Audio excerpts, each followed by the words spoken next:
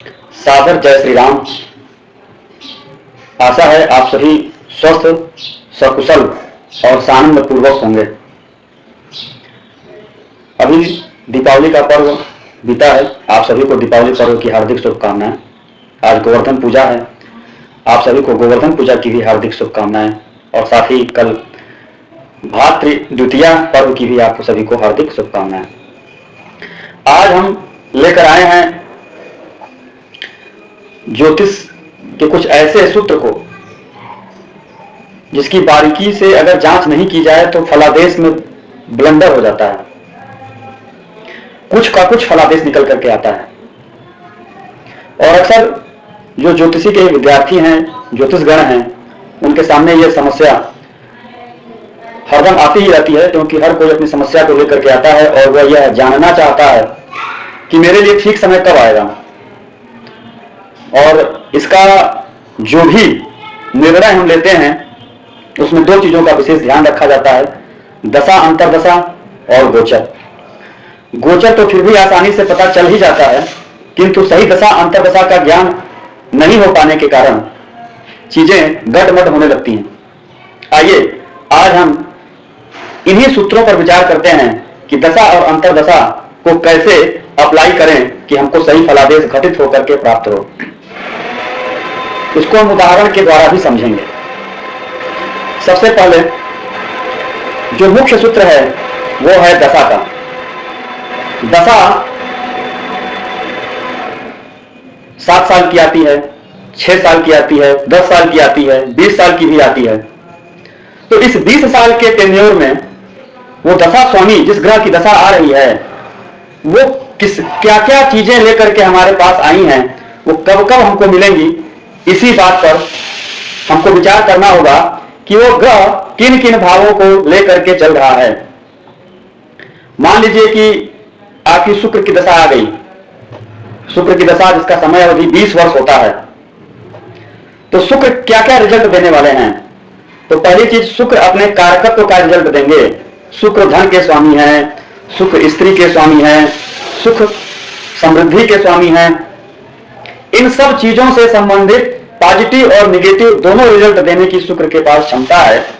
और इसी के साथ वो किन भावों के स्वामी हैं उन भावों से भी संबंधित रिजल्ट शुक्र प्रदान करते हैं। शुक्र कहां बैठे हैं उन भावों से भी संबंधित रिजल्ट शुक्र की दशा और अंतरदशा में हमको पता चलेंगे। जो दशा होता है उसको आप ऐसे ही मानिए कि घड़ी के घंटे की सुई होती है। दशा घंटे की सुई क्या बताती है कि 1 पर अगर वो है तो 1 बज गया, और वो 1 घंटे तक एक ही पर रहती है, वो उससे कहीं इधर उधर नहीं जाती है। बदलता कौन है उसमें? मिनट की सुई। तो दशा के द्वारा हमने भावों को फिक्स किया, कारकत्व को फिक्स किया, और अंतरदशा के द्वारा उन भावों, उन कारकत्वों में क्या क्या प्लस माइनस घटित होने वाला है, इसको फिक्स करके बहुत ही सहजता के साथ दशा अंतरदशा का सही फलादेश किया जा सकता है। मान लीजिए कि दशा स्वामी एक कन्या लग्न की हम पत्रिका ले लें,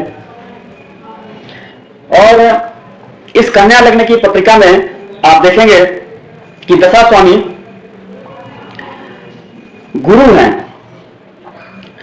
गुरु की दशा चल रही है, और गुरु कन्या लग्न के होकर के किन किन भावों को लेकर के चलेंगे। तो गुरु कन्या लग्न के होकर के चतुर्थ भाव का फल देंगे, सप्तम भाव का फल देंगे, और मान लीजिए यहां गुरु उच्च के होकर के बैठे हैं तो एकादश भाव का भी फल देंगे। यानी कि गुरु की दशा जब भी आएगी इस जातक को चौथे घर का फल मिलेगा प्रमुखता से। चौथा घर सुख, सुविधा, मकान, गाड़ी, स्थिर संपत्ति, इन सबके प्रतीक हैं। गुरु सप्तम भाव के स्वामी होने के नाते स्त्री के प्रतीक हैं, व्यापार के प्रतीक हैं, पद प्राप्ति के प्रतीक हैं, क्योंकि इनका स्थान 10वें से 10वां होने के नाते कर्म स्थान को प्रमुखता से आप किस स्तर तक जाएंगे अपने जीवन में, यह सप्तम स्थान तय करता है। तो इस सप्तम स्थान के प्रतीक होने के नाते यह गुरु की दशा में यह जातक अपने जीवन में उच्च पद पर भी जाएगा। साथ ही सप्तम स्थान मारक स्थान भी है, और कन्या लग्न के लिए तो सप्तम स्थान बाधक स्थान भी है, इसलिए यह गुरु बाधक भी होंगे, मारक भी होंगे। एकादश में होने के नाते इच्छा पूर्ति भी कराएंगे, बहुत सारे मित्र बनेंगे, उनके द्वारा आपके बहुत सारे वांछित आपको प्राप्त भी होंगे।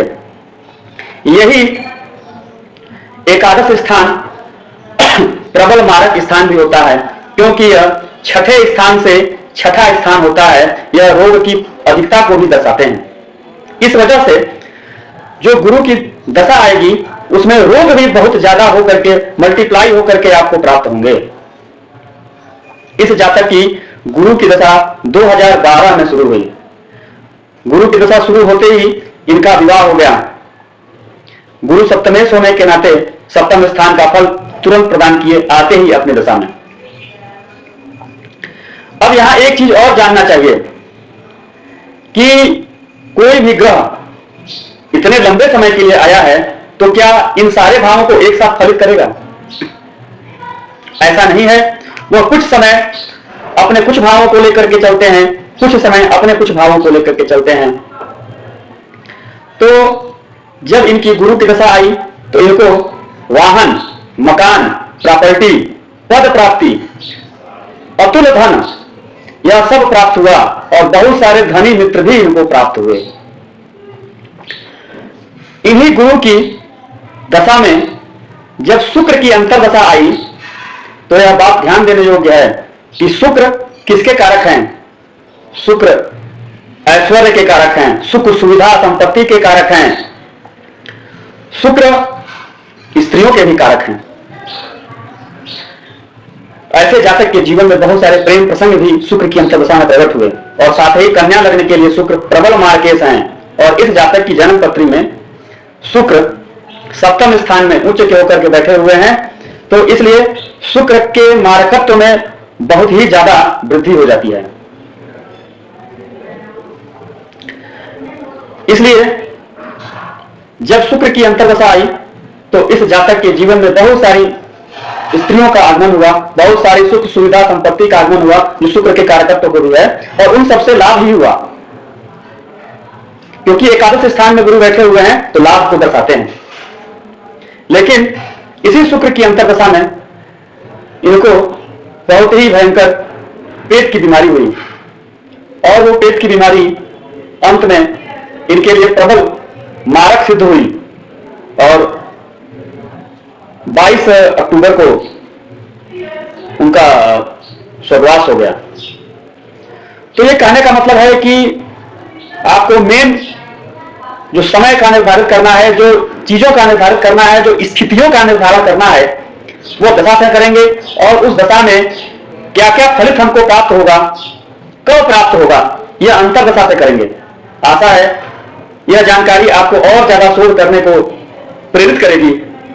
आप अपने अनुभवों को साझा करें, अपनी कुंडलियों पर इस सिद्धांत को लगाएं और खास तौर से चंद्र कुंडली पर लगाएं, अर्थात चंद्रमा को लग्न बना करके इन सिद्धांतों को लगाएं और हमको अपने अनुभव जरूर बताएं।